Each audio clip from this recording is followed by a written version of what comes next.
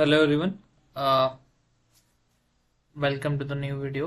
आज के वीडियो में डिस्कस करेंगे Nifty analysis for 20 January 2026।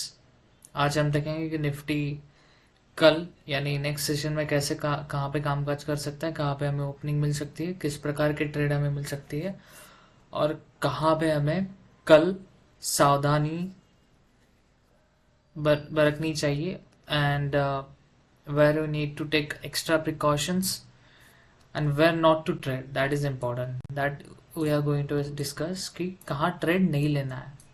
Okay, so going back towards like अगर हम कल का एनालिसिस डिस्कस करेंगे फॉर 19 जैन, हमने फर्स्ट या हमारा सेकंड सिनेरियो था कि Nifty will go down side. Okay, Nifty will go downside and the path we draw was like something this directly. तो अगर आप वीडियो फॉलो करते हो you might have notice that. Okay दोस्तों, हमारी सब पॉसिबिलिटीज और परम्यूटेशन कॉम्बिनेशन का इस्तेमाल करके हम जो भी निकालते हैं, पॉसिबल प्रोबेबल सिनारियोज जो भी निकालते हैं, अगर आपको उन सब को if you want to validate that you can use first of all आपको एक गोल्डन रूल आपको पता ही है कि I advise you guys to not to trade before 10:30 AM। 10:30 से पहले आपको ट्रेड में नहीं बैठना है। ये हर एक सिनारियो को आपका एप्लीकेबल होता है, ठीक है। दूसरा सिनारियो मैं कभी कभी बोलता हूँ कि अगर एक प्रॉपर डायरेक्शन मैंने अगर बताया है, अगर मैं कुछ डायरेक्शन बता रहा हूँ तो वो डायरेक्शन आप एवरेज ट्रेडिंग प्राइस के साथ भी कंबाइन किया करो। For example, if average trading price is 100 and your current market price is 105, then it is mostly likely that the price would follow above the average trading price. Same wise for the downside के लिए भी same ही है। तो average trading price अपने खुद के session का एक एवरेज होता है। अगर करंट मार्केट प्राइस उसके ऊपर है तो नेचुरली मैथमेटिकली ऑड्स अपने फेवर्स में आ जाता है and you don't have to apply that much complex scenarios in your trade.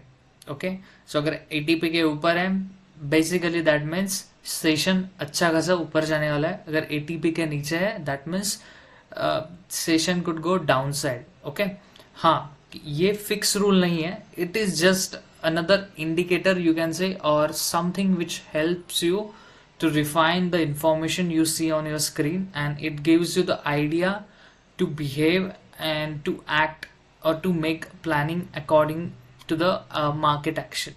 Okay, yeah, coming back towards the scenario, हमारा पहला सिनारियो है नॉर्मल ओपनिंग हो सकती है कल भी, और उसके बाद निफ्टी जो है यहाँ का सपोर्ट लेगी, इस ट्रेंड लाइन का सपोर्ट लेगी और ऊपर जा सकती है। ओके, ऊपर कब तक? 25,800 तक हम ट्रेड में बैठेंगे। That's our first scenario. Second scenario is हमें एक गैप अप मिल सकता है 25,800 to 850 तक के लेवल में एक गैप अप ओपनिंग हो सकती है, और उसके बाद हमें एक ओपनिंग होते ही हमें एक अच्छा खासा फॉल मिल सकता है।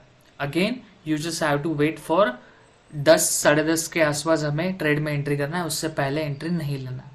And third scenario which is a bonus scenario, okay, which अगर ये सिनारियो आता है तो पहले हम ऑब्जर्व करेंगे। अगर प्राइस 450 के नीचे आती है, 25,450 के नीचे आती है तो हम एंट्री लेंगे, बट थोड़ा ऑब्जर्व करके। और एंट्री हम कहाँ लेंगे? हम रिटेस्ट में एंट्री लेंगे।